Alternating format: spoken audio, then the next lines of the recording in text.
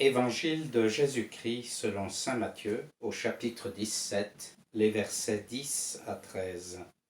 Évangile de ce samedi 12 décembre, fête de Notre-Dame de Guadalupe.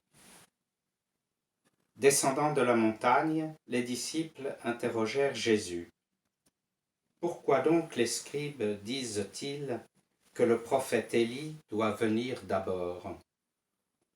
Jésus leur répondit, « Élie va venir pour remettre toute chose à sa place. Mais je vous le déclare, Élie est déjà venu. Au lieu de le reconnaître, ils lui ont fait tout ce qu'ils ont voulu.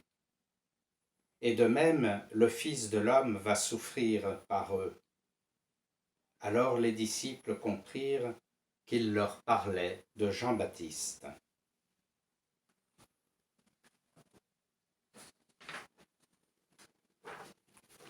Sans en avoir l'air, l'évangéliste saint Luc, ce samedi, nous met devant un choix conséquent.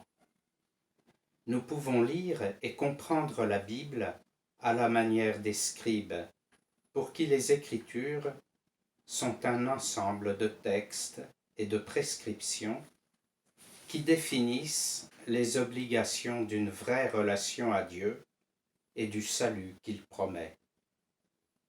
Mais du coup, comme eux, et comme cela s'est si souvent passé dans l'histoire, nous risquons de nous enfermer dans cette interprétation.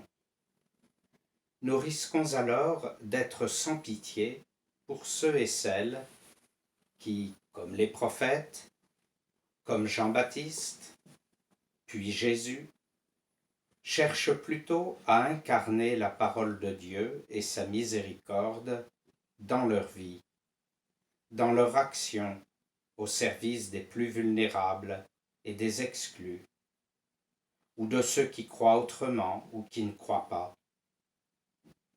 Comme les scribes, nous risquons finalement de condamner des hommes et des femmes justes sans reconnaître les gestes, les paroles, le visage du Fils de Dieu dans le soin qu'ils prennent des autres.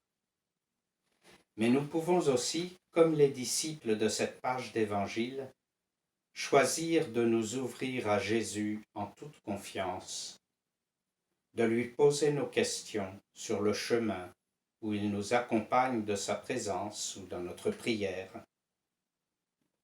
Alors nous découvrons que la parole de Dieu n'est pas un savoir ou une interprétation toute faite, mais un don précieux à accueillir, qui nous met à l'écoute des événements et des rencontres que nous vivons. Ainsi le faisaient Élie, Jean-Baptiste et Jésus de manière encore plus intense. Alors nous pouvons, chacun à notre manière, reconnaître là où nous sommes la voix forte de Jean-Baptiste chez ceux qui aujourd'hui appellent à changer nos cœurs, à être attentifs et vigilants pour tous ceux qui souffrent de ces temps incertains.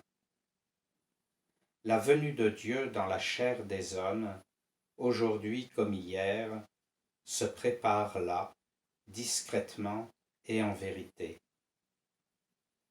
En ce jour de fête, spécialement en Amérique latine, invoquons Notre-Dame de Guadalupe. Depuis 1531, elle témoigne de la force de la parole de Dieu au cœur de la faiblesse de tout homme sur notre planète.